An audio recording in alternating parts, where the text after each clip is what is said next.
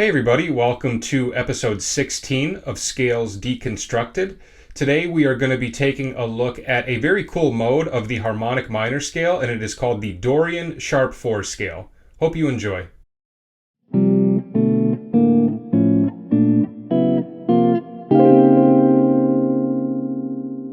Okay, so Dorian Sharp 4 is a really great scale choice if you are looking to get more of an outside sound over a minor chord, because typically in jazz we use the Dorian mode when we're soloing over minor, and by modifying that one note, by taking the 4 and raising it, it gives us a whole new set of sounds that we can experiment with that go great over a minor tonality. So let's go over what is going on in the scale intervallically, and then we will get into our exercises. So I'm going to do everything in the key of G. And the scale is just like it says in the name. It's a Dorian mode, but we sharp the 4 a half step. So intervallically, we're going to have 1, 2, flat 3, sharp 4, 5, regular 6, flat 7, and 8, or octave. And like I said at the beginning of the video, this is a mode that comes out of the harmonic minor scale. It's the 4th mode of harmonic minor, so you can also think of it as a D harmonic minor scale starting on G. Okay, so for part 1, we want to be able to go up and down the scale in intervals, starting with thirds and going all the way up to sevenths. And as always, if you would like PDFs of all of the exercises that I go through today with an additional 2 patterns per interval and arpeggio not covered in the video, you can head over to patreon.com/MikeAudetteMusic. So the first thing that we want to be able to do is go up and down the scale in thirds. So what we're going to do is take the G note and then take the third note of the scale, which is B flat, right, our flatted third. And then we want to run through all of the notes of the scale and add the note that's a third above it in the scale. So if we run through that just in ascending thirds, we would get this.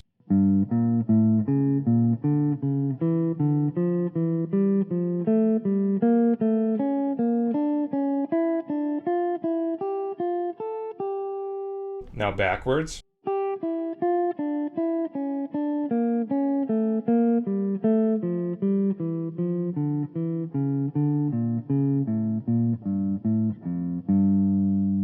Okay, now I'm going to reverse the pattern, or change the pattern. I'm going to go down the first one and up the second one. So rather than going like this, rather than down both, I'm going to go down the first one and then reverse the second pattern. So I go up the second one. So if we do that, we get this.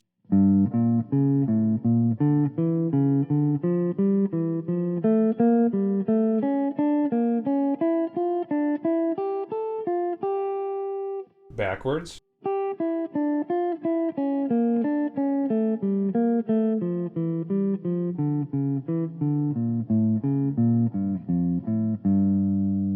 Okay, and now the next interval set would be fourths. So now we take our G note and we go to the 4th note of the scale. 1, 2, 3, 4, G to C sharp.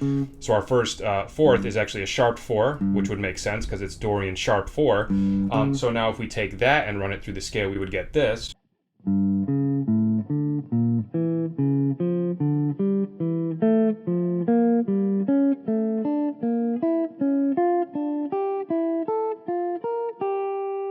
Backwards.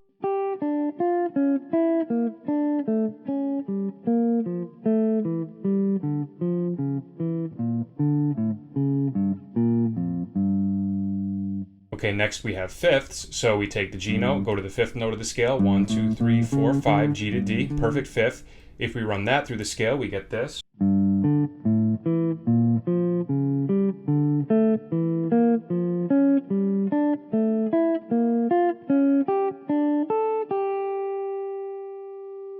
Backwards.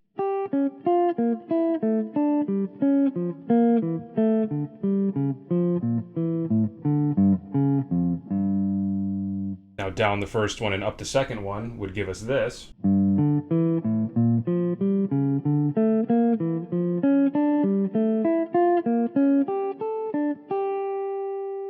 Backwards.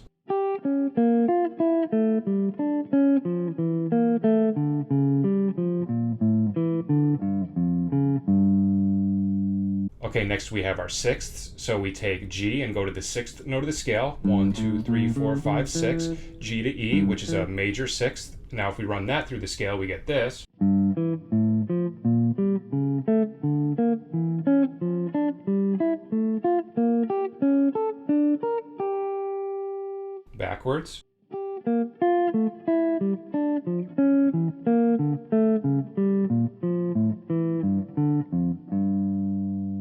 Now if we go down the first one and up the second one, we get this.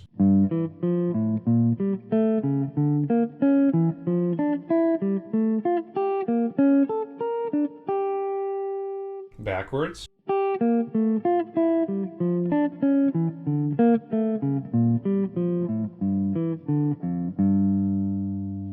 Okay, and for our last interval set, we have sevenths. So we take the G note and go to the seventh note of the scale. 1, 2, 3, 4, 5, 6, 7. G to F, which is a minor seventh. Now if we run that through the scale, we get this.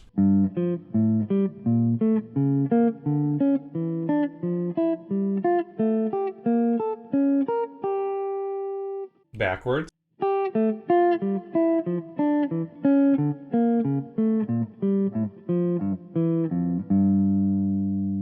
Now if we go down the first one and up the second one, we get this.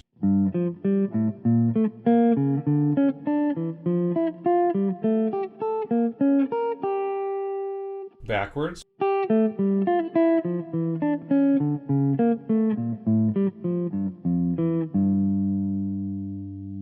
Now for our last interval set, we have sevenths. So if we take our G note and go to the seventh note of the scale, 1, 2, 3, 4, 5, 6, 7, G to F, a minor seventh. Now if we run that through the scale, we get this.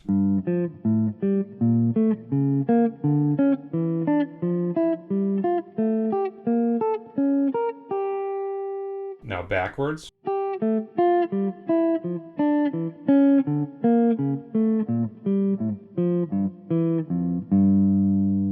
Now if we change the pattern, go down the first one and up the second one, we get this.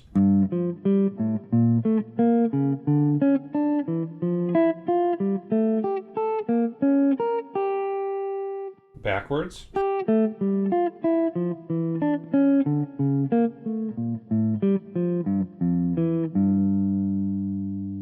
Okay, so that concludes part one. Now for part two, we want to be able to go up and down the scale in arpeggios. And the way that we do that is we take each note of the scale and we build the third and fifth off of each note. And that will give us an arpeggio starting on every note of the scale. And this is not only great for technique, but it's also great for theory too, because it's teaching us the Roman numerals of whatever scale that we're playing in. So great for both theory and technique. And as we go through these, you're going to notice there are a couple of arpeggios that are the same as when we do it through Dorian, but there's going to be a couple that differentiate themselves from Dorian, which is what gives us that unique outside sound to utilize over a minor chord. So if we start out on G, the 1 is just going to be G minor, which is the same in regular Dorian. But now the 2 is going to be major, A major, which is cool. So a minor arpeggio on the 1, and then a major arpeggio on the 2, which is a great little triad pair to experiment with if you're into that kind of stuff. Then the flat 3 is major again, same as Dorian. Now right here we're going to get a different one. The sharp 4 is going to be diminished, C sharp diminished. So another one that's different from Dorian that gives us a little bit more of an outside sound. The next one, the 5, is D minor, which is the same in Dorian. The 6 is E diminished, same in Dorian. And then this last one, this is my favorite one. The flatted 7th is augmented, so F augmented. So that's a really cool one because that gives us the flatted 7th, the 9, and the sharp 4, right, against a G tonality. So a great one to get more of an outside sound. And then we go back to G minor again. Right, so quick review, starting on the root, it's minor, 2 is major, flat 3 is major, sharp 4 is diminished, 5 is minor, 6 is diminished, flat 7 is augmented, and then back to minor again. So if we run that through the scale, we get this.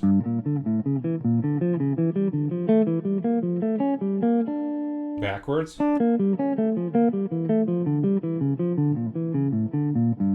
Okay, and then we can change up the pattern, go down the first arpeggio and then up the second one, which would give us this.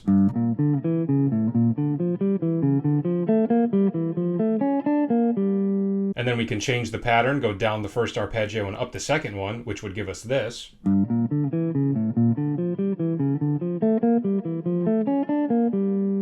Backwards.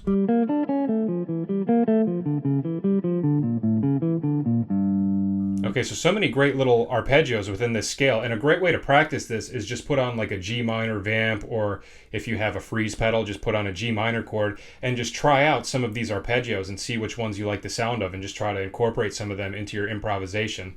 Okay, so that is it for part 2, and in addition to everything that I just went over with those arpeggios, the Patreon also includes 7th arpeggios as well, which get really colorful when we do it in this scale. Okay, now for our final section, part 3, what we want to be able to do is go up and down the scale in dyads. So all that dyads are 2 notes played at the same time. So what we're going to do is take all of the intervals that we did in part 1, and rather than playing them as single notes, we're going to play them together as 2-note groupings. And this is really great for building new chord voicings, because you can run through these different interval groupings and find a combination that you like and just start combining it with some different notes within this scale, and the next thing you know, you have these really cool chord voicings that you can come up with. So we're going to start out by doing seconds. So I take the G note and then the second note of the scale, which is A, play them at the same time. Now if I run that through the scale, you would get this.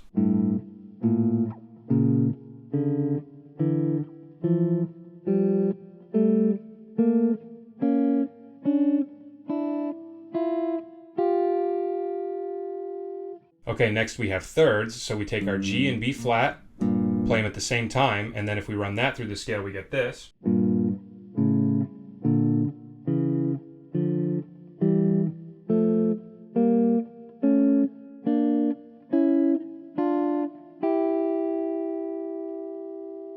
Next we have fourths, so G to C sharp, play them at the same time. Now if we run those through the scale, we get this.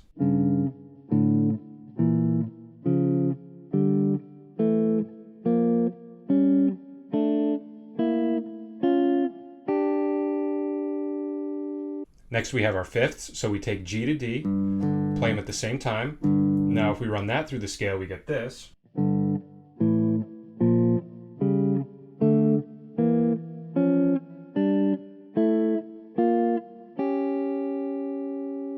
Okay, next we have sixths, so G to E, play them at the same time.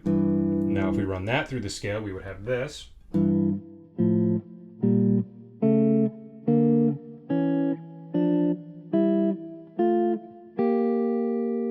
And then our last one would be sevenths, so G to F, play it at the same time. Now if we run that through the scale, we get this.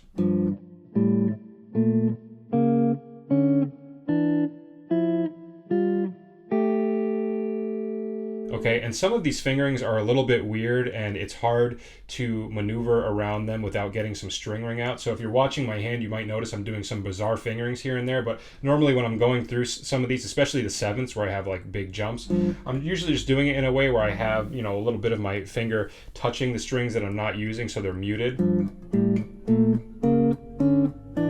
But you notice there's always kind of like a finger that's blocking some of the strings that I'm not using.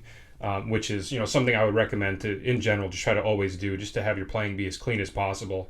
But some of these fingerings can definitely be challenging to maneuver around in a clean fashion. It's something I'm still working at.